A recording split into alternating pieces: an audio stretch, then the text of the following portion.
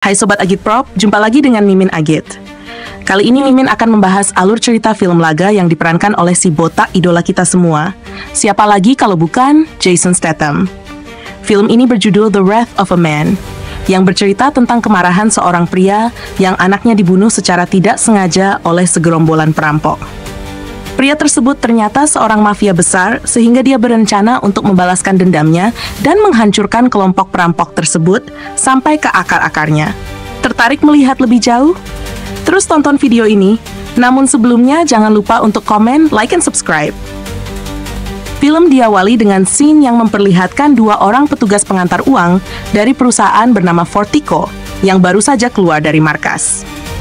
Baru saja keluar dari sana, tiba-tiba mobil mereka dihadang oleh truk yang ternyata merupakan skenario dari perampokan yang sudah tersistematis.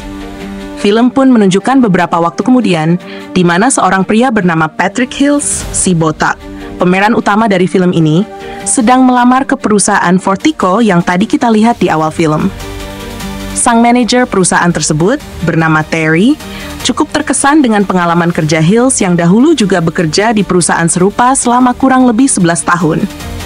Ia pun langsung diterima, kemudian dibawa ke ruang lain untuk bertemu rekan kerjanya yang memakai julukan Bullet. Jadi para pengamanan di Fortico ini semua menggunakan nama samaran, termasuk Hills D, yang dari sini kita akan sebut sebagai Hills saja.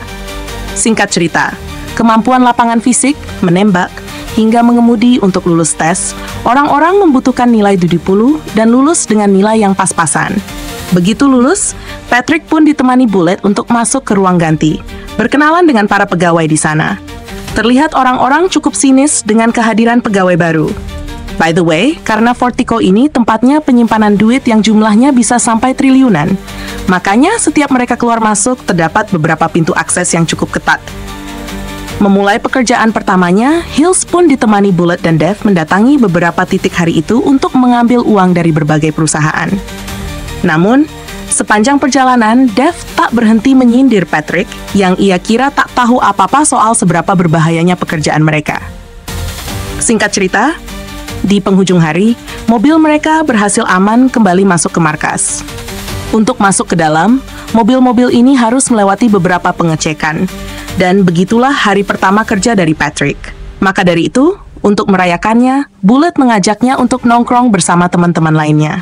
Namun, sebelum keluar dari sana, terlihat Patrick diam-diam mengawasi kartu identitas teman-temannya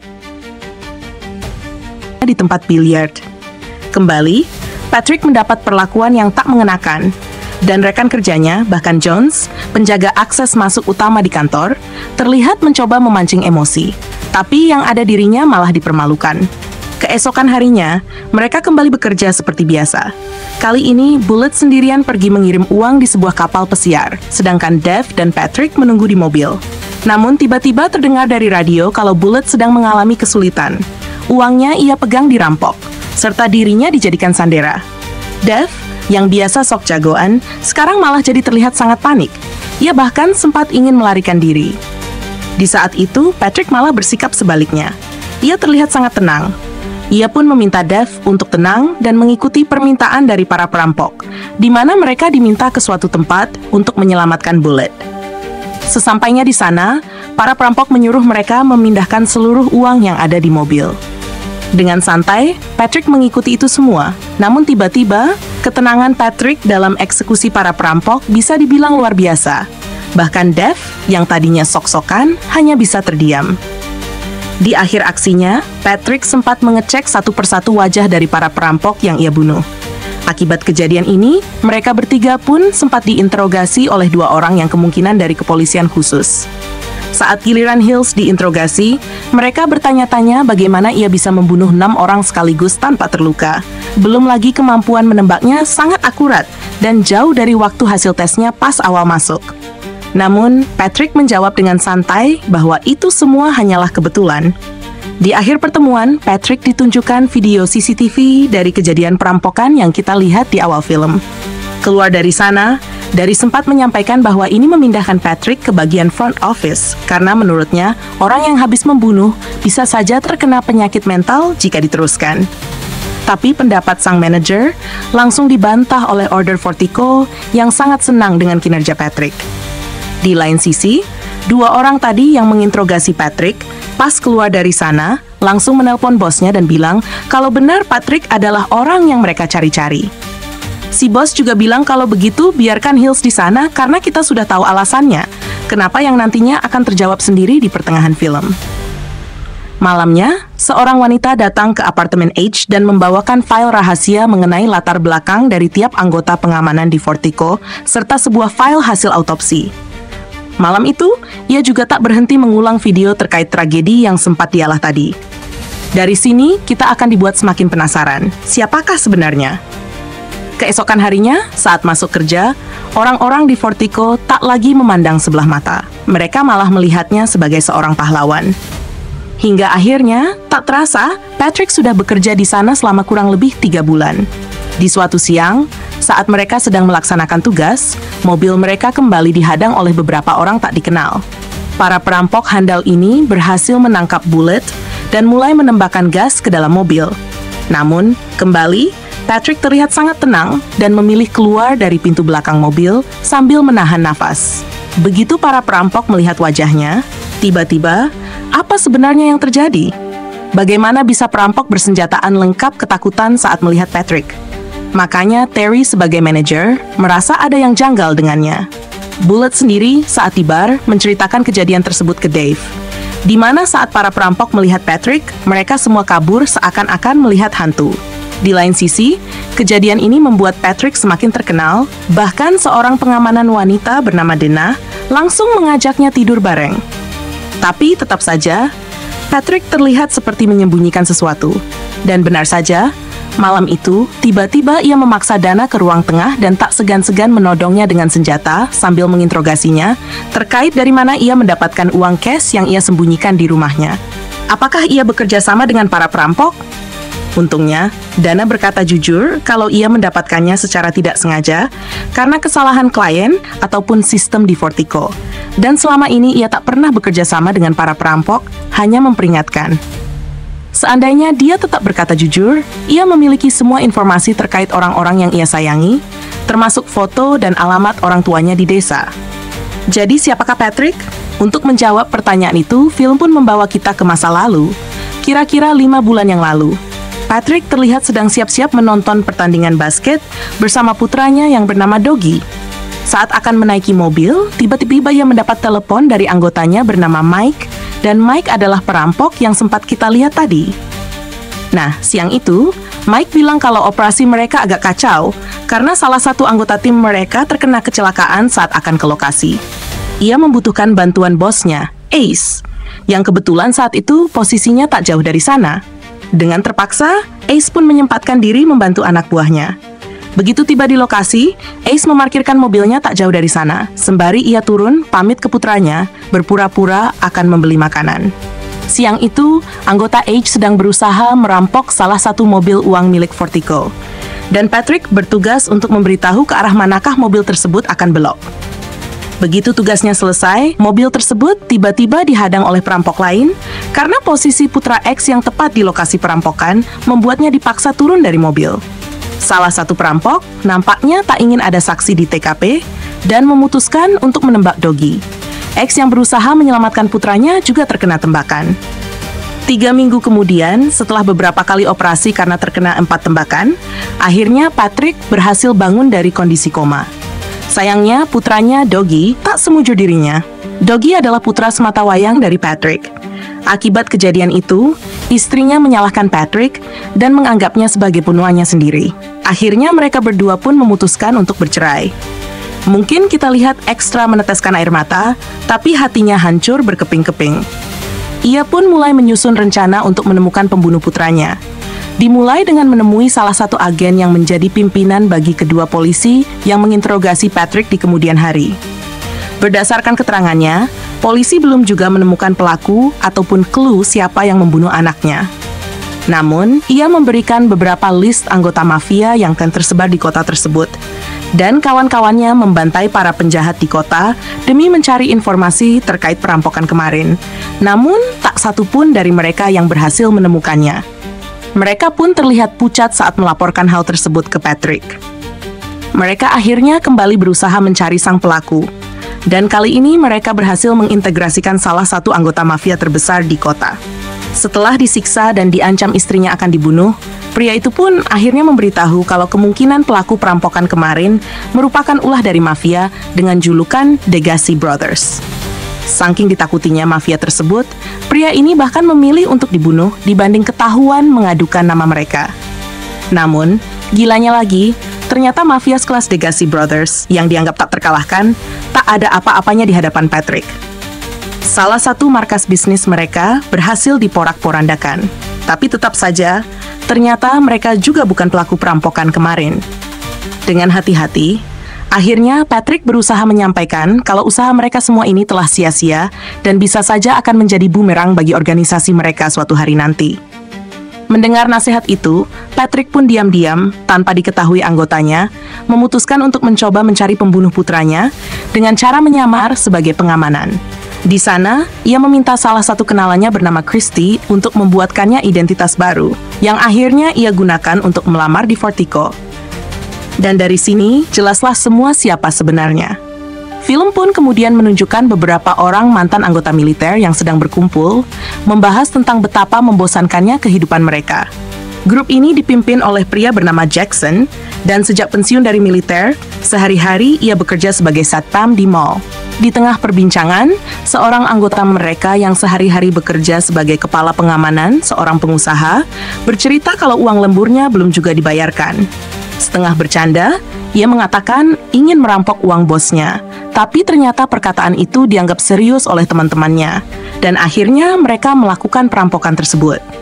Sayangnya, hasil curian mereka tak sebanyak yang diharapkan. Dari sinilah akhirnya mereka mencoba mencari target yang lebih besar, dan tak lain adalah truk-truk ngantar uang. Menggunakan koneksi orang dalam, mereka berhasil mengetahui pergerakan dari truk yang ingin mereka curi, dan dari sana, operasi berjalan dengan sangat lancar. Beberapa waktu kemudian, saat setelah pesta perayaan ulang tahun dari Jack, mereka kembali berkumpul dan Jack kembali memberitahu anak buahnya kalau mereka akan ada proyek baru. Kali ini, truk pengantar uang yang mereka incar nilainya 6 kali lipat dibanding yang kemarin. Tapi dari mana Jack bisa tahu semua ini? Ya, dari orang dalam yang tak disebutkan namanya, yang bilang kalau orang dalam ini juga merupakan mantan anggotanya sewaktu di militer dahulu. Singkat cerita, setelah 6 minggu mereka merencanakan dan berlatih, akhirnya hari perampokan pun tiba. Mereka menyamar sebagai pekerja proyek, yang dari sini sebenarnya sudah bisa kita tebak kalau mereka inilah para perampok yang dicari-cari selama ini. Pada hari kejadian itu, sebenarnya semua berjalan lancar sesuai dengan rencana Jackson.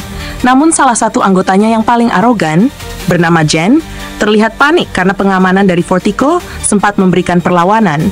Dan karena wajahnya terlihat oleh Doggy, makanya dia juga ikut dihabisi. Setelah merampok, Jackson dan anggotanya vakum tanpa pergerakan, kurang lebih selama 5 bulan. Dan kali ini, mereka kembali berkumpul karena akan kembali melakukan aksi perampokan besar-besaran. Mereka tak lagi mengincar truk pengantar uang, namun yang akan mereka rampok adalah isi brankas dari Fortico itu sendiri. Jika berhasil, mereka bisa mendapatkan uang sampai triliunan. Tapi tentu saja semakin besar keuntungannya, semakin besar juga risikonya. Rencana mata mereka ini muncul berkat bantuan orang dalam Fortico sendiri yang tadi Jackson sempat sebutkan. 3 minggu kemudian, hari eksekusi pun tiba. Jackson sendiri berpamitan ke istri dan anaknya yang tak tahu apa-apa soal aksi gilanya. Dari sana, ia sempat singgah untuk menjemput Jen. Melihat isi apartemen Jen dipenuhi barang-barang mewah, Jackson sempat emosi karena hal itu bisa membuatnya dicurigai kepolisian. Di lain sisi, minggu itu brankas di Fortico bisa dibilang lagi penuh-penuhnya. Pengamanan di sana pun ditingkatkan. Pada hari itu, setelah mengantar uang ke beberapa titik, bule terlihat gelisah, dan pada akhirnya ia pun memberitahu Patrick kalau dirinya selama ini adalah orang dalam dari para perampok. Tentu Patrick sebenarnya sangat gembira. Akhirnya bisa menemukan orang yang selama ini ia cari, namun ia mencoba bersikap tenang dan menggali informasi lebih dalam. Kemudian dia sendiri bercerita kalau hari ini, teman-temannya akan merampok brankas Fortico. Alasan kenapa dia memberitahu Patrick terkait rencana ini tak lain karena ia membutuhkan bantuannya untuk bisa masuk ke markas tanpa disergap. By the way, Mimin kembali mengingatkan bagaimana sistem di Fortico, di mana untuk mobil bisa kembali masuk ke markas, mereka membutuhkan laporan dari 2 orang yang sejak awal bertugas. Jika tidak, laporan itu tidak akan diberikan. Maka dari itu, Patrick pun berpura-pura untuk setuju dengan tawaran Bullet. Dari sana, mobil mereka mengangkut 4 orang anggota Jackson. Namun, untuk memastikan rencana perjalanan berjalan lancar, saat di gudang, tangan Patrick diikat dan senjatanya diambil. Sejauh ini, semua berjalan sesuai dengan rencana yang Jackson sudah buat. Mobil pun berhasil kembali ke markas tanpa dicurigai, dan dari sana mereka berhasil masuk ke brankas yang sedang dibuka. Sayangnya, posisi tangan dan kaki Patrick diikat, sedangkan Bullet dan teman-temannya berpura-pura sedang ditawan demi bisa masuk ke ruang akses utama. Para penjaga di sana akhirnya terpaksa memberikan perlawanan. Sekalipun Jackson dan kawan-kawannya mengenakan pakaian anti peluru, bukan berarti mereka sepenuhnya aman dari tembakan. Salah seorang di antara mereka pun tumbang. Tapi misi berhasil, di mana pintu akses agar mobil utama mereka bisa masuk ke markas berhasil dibuka. Dan saat mereka sibuk memindahkan uang, disitulah akhirnya Patrick memulai aksinya. Ia juga mengambil pakaian yang musuhnya tak dikenakan. Berkat penyamarannya, ia berhasil membunuh 1 lagi anggota Jackson. Setelah itu, ia diam-diam memasukkan HP ke salah satu tas uang di dalam mobil. Di lain sisi, Dev dan Terry, yang tadinya sudah dibebaskan oleh Patrick, sempat menjadi incaran salah satu perampok. Hampir saja mereka mati jika Patrick tidak segera muncul dan membunuh perampok tersebut. Tapi sayangnya, akibat pertarungan barusan, kaki Patrick sempat terkena tembakan dan terluka parah. Sedangkan di luar sendiri, saat ini sedang terjadi perlawanan antara perampok dan pengamanan yang tersisa. Terlihat Dana dan teman-temannya berhasil menahan Jackson untuk kabur. Tapi yang mereka perhitungkan sama sekali adalah Bullet yang tiba-tiba muncul dan menembaki mereka dari belakang saat akan naik ke mobil. Jackson dan kawan-kawannya dihujani peluru oleh Patrick, dan salah satu tembakannya berhasil melukai leher Jackson. Tapi tanpa X sadari, Bullet juga ternyata sudah berada di sampingnya. Nah, dari sini tersisa Bullet, Jackson, dan Jen. Namun, bagaimana mereka akan kabur? Ternyata, menggunakan mobil baja Fortico, mereka berhasil menembus barikade polisi. Dari sana, mereka mengarah ke sebuah gedung yang mereka sudah rancang agar polisi tak bisa mengikutinya. Sesampainya di sana, tas-tas uang tersebut dipindahkan, sedangkan luka Jackson terlihat semakin parah. Sebenarnya, beberapa hari sebelum eksekusi, Jackson dan anggotanya sempat membuat perjanjian, di mana jika hanya ada 1 orang yang selamat dari perampokan ini, dia harus merawat keluarga dari teman-teman yang ditinggalkan dengan membagi uangnya. Tapi, Jackson terlihat khawatir jika yang selamat itu adalah Jen, karena ia terkenal egois dan tak beradab. Dan benar saja, bukan yang membantu Jackson melarikan diri, ia malah membunuhnya. By the way, di gedung itu tuh terdapat sebuah terowongan rahasia yang tak diketahui siapapun, menggunakan motor ATV yang sudah mereka letakkan di sana. Uang-uang itu kemudian diangkut ke ujung terowongan, yang di sana juga sudah terdapat mobil yang siap digunakan. Di akhir aksi ini, sebenarnya Bullet ingin mengkhianati Jen, tapi ternyata Jen lebih cerdik, sehingga dia bisa terlebih dahulu mengkhianati Bullet. Karena memang sejak awal Jen sudah berniat untuk menguasai semua uang hasil rampokan. Pelarian itu pun berhasil. Tak satu pun polisi yang berhasil melacak keberadaan Jen. Malam itu, sehabis mandi, Jen yang lagi asik minum-minum, tiba-tiba dikagetkan dengan dering telepon dari salah satu tas uang miliknya. Dan ternyata Jen mengira kalau Patrick di sana karena ingin mengambil uangnya. Padahal Patrick hanya ingin Jen membacakan sebuah berkas yang tak lain adalah hasil autopsi dari putranya. Terkait di mana saja peluru menembus tubuhnya hingga akhirnya meninggal.